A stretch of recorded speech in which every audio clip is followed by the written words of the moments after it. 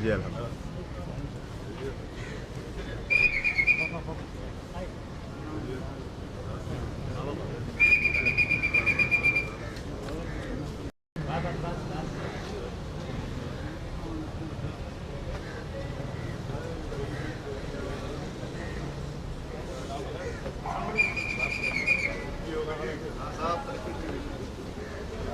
अस्सलाम वालेकुम सर।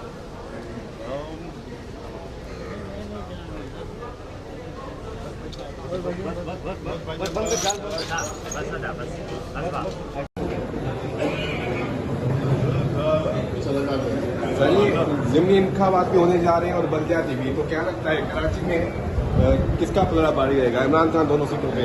आप लोग कराची में रहते हो, बिल्कुल आपको पता होना चाहिए ना कि यहाँ पे किसका वजन जो है ज्यादा है, किसका वजन कम है, कौन एक्टिव है, कौन एक्टिव नहीं है।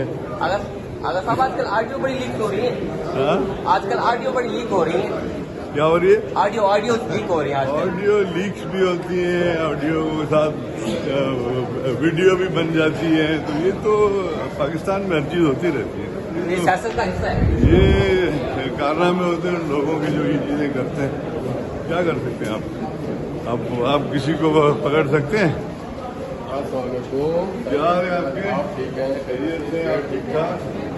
तो ये सारी चीजें जो है ना, ये हमारे मुल्क में होती रहती हैं डिफरेंट चीजें, और ये कि उनको आदमी फेस करे टेम्पररी, ये चीजें होंगी फिर खत्म हो जाएंगी।